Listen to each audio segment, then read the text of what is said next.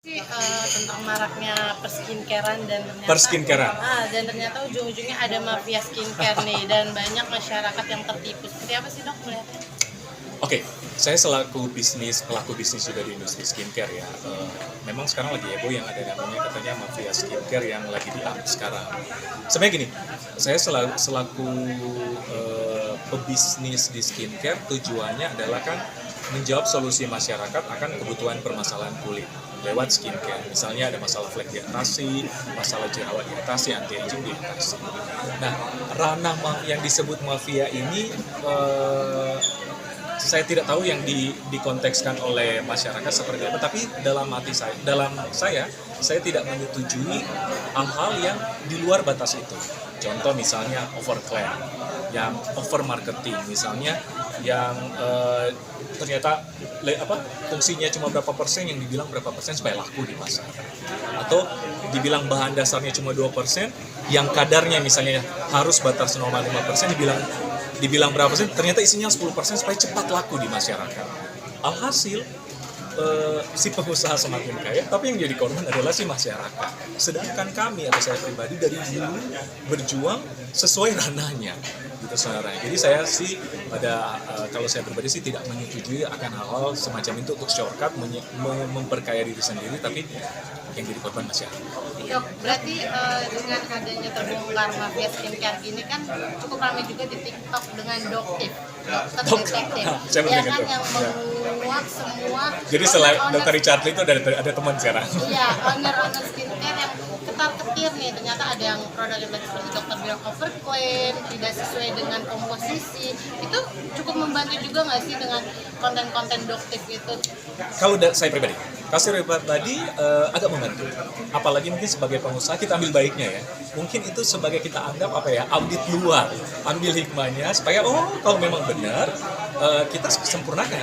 Gentle aja kita sempurnakan, karena memang dalam bisnis kan kita sambil belajar, kita akan grow apa yang kita tidak tahu, lewat itu kita ambil hikmahnya. Dan itu mungkin menjadi juga pelajaran kita sebagai pebisnis skincare. Apalagi mungkin yang backgroundnya, kalau saya dokter mungkin ya, backgroundnya yang memang bukan dokter, yang tidak belajar dengan bisnis skincare. Kadang-kadang kan kita maklon di suatu perusahaan, udah jadi kita main terima aja. Dan ini mungkin menjadi pembelajaran bagi pelaku bisnis skincare. Tidak harus dokter ya, saya tidak menyalahkan yang pebisnis harus dokter, enggak. Tapi mungkin lebih aware soal ini.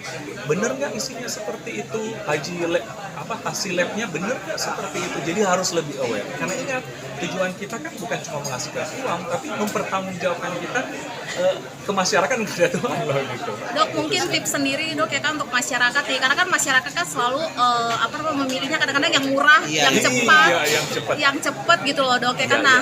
Butuh juga edukasi nih Dok ya kan untuk masyarakat sendiri gitu ya kan. Mungkin bisa dikasih nih Dok ya kan tipsnya gitu ya kan untuk mereka sendiri seperti apa? Benar-benar. Nah, yang perlu diingatkan, apalagi masyarakat Indonesia mau yang murah dan cepat putih, ya kan, mau seperti itu, tapi belum tentu aman. Gitu. Jadi pertama memang periksalah skincare Anda sesuai jenis kulit dan problem, dan harus terdaftar badan sertifikasi kita, yaitu BPOM. Gitu.